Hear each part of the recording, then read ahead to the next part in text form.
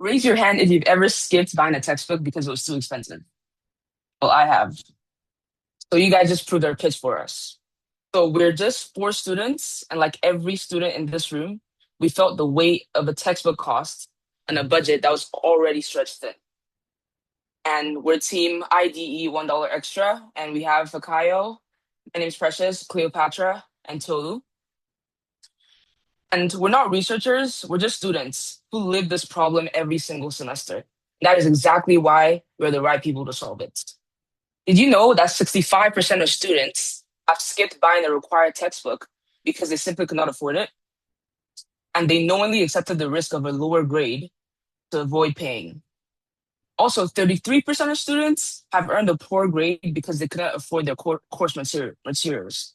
And 17% have dropped the course entirely because of textbook costs. At the University of Alberta alone, $17 million is spent over textbooks every single semester, and $10 million is just left on the table, not being used, just being wasted as textbooks on their shelves that they're never going to use again. With seeing this, we realize the market is fragmented and the experience is broken, and the students are paying the price academically and financially. And we're here to fix that. So let's imagine a student, Betty, and another student, Tolu.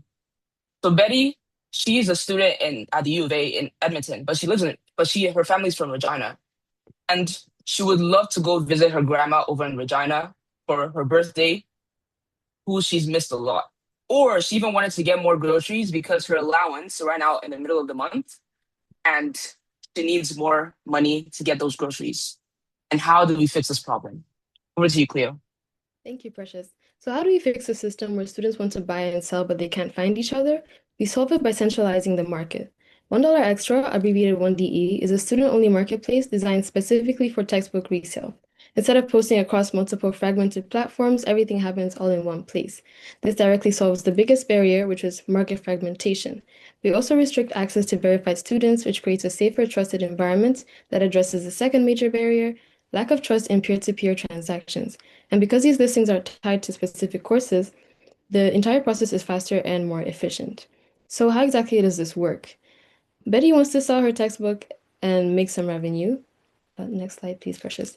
So she just accesses the app and creates a profile where she'll have to verify her student status through uploading her student ID. This reduces the risk of meeting strange people online since she knows everyone on there is a verified student as well. So she can make a listing on the app where she puts in all the necessary details and selects one of the verified meeting spots on campus to make the transaction. It's a really quick and easy process that has her listing up in no time. And say Tolu wants to buy a textbook, all he has to do is browse the catalog or search or filter specific to what he's looking for and initiate the transaction. So why is this better than something like Facebook Marketplace? Well, for one, there's safety in the type of people on there. The meeting spots are verified places on campus that are easy to access for students.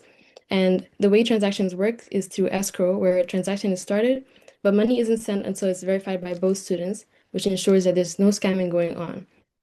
To validate this, we started small and scale strategically. So moving on to the rollout plan, we begin with a focused pilot at the U of A, starting with the largest faculty, which is the Faculty of Engineering, to ensure a strong initial demand and manageable rollout. In phase 0, we build the prototype, recruit student ambassadors, and seed the platform with listings to ensure the marketplace is active at launch. In phase 1, our goal is to reach a 30% user adoption and generate initial transaction volume. So within the first 4 to 8 weeks of phase 1, we focus on 3 key stages. In weeks 1 to 2, we onboard student ambassadors, seed listings, and run beta testing. In weeks 3 to 5, we launch publicly during a high demand period, most likely during the beginning of the semester, and drive adoption through targeted marketing and student partnerships. And in weeks 6 to 8, we analyze user behavior, track key metrics like sell-through rate and active users, and refine the platform based on feedback. The success here is defined by achieving strong early marketplace liquidity, where we'll target at least a 60% sell-through rates and consistent user group growth. Phase 2 will enter a feedback loop, collecting user data, analyzing behavior. In phase 3, we focus on scaling, where we expand to other faculties and eventually to other universities, where we scale a model that's proven already effective. And by starting small, validating quickly, and improving continuously, we ensure that our solution is not just effective, but is realistically scalable. I'm going to pass it on to Fikayo to talk about our impact metrics. Hello everyone. First, can I get the next slide? It is on. Oh, okay, yeah, thank you. So here are some of the impact metrics and goals we have for the first 24 months of operation. We plan to achieve $750,000 in gross transaction volume, and through a 30% commission, we plan to generate gross revenue for $1 extra of $115,000. And we plan to reach 20 or have 20 to 30% of students at the University of Alberta as users by the end of the first 24 months, and also have a average turnaround time less than 72 hours between postings and sales to maximize transaction volume and efficiency. And we also plan to have 20 or more verified and secure exchange locations throughout Edmonton and the University of Alberta at large, to facilitate transactions. And can I get the next slide?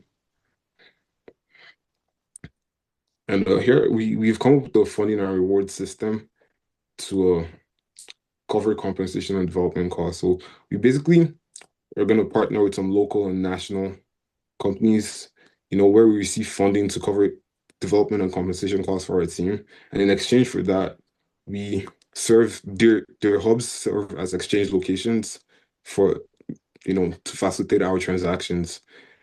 While our transactions will be facilitated, it also increases, the sales and advertisement for these companies.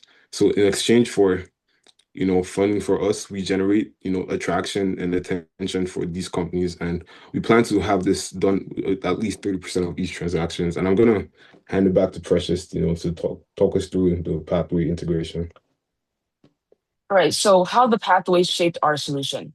So when we looked through the underground AI pathways, the first thing we learned about was digital divide and how people who have less privileged people who might not really have access to internet or have access to some technology might be at a minority, and how we fix this. So what we did was by partnering with libraries and making meetup spots to be at school. We all know that if you're a student at the U of A, you get free Wi-Fi. Not only do you get free Wi-Fi, you could also use the computers in the computer lab to get whatever you need to do done. So that solves the problem of not having a device or not having Wi-Fi. That's how we thought of the digital divide. Something is that we made sure to add was prompt engineering. So we learned in prompt engineering that they needed to be specific, relevant, and open-minded. Firstly, specific. So we made sure that the prompts were specific. We used languages like think Facebook Marketplace, but more modern, pretty, and organized. That makes sure it's clear and easily understood. We also made sure that it was relevant.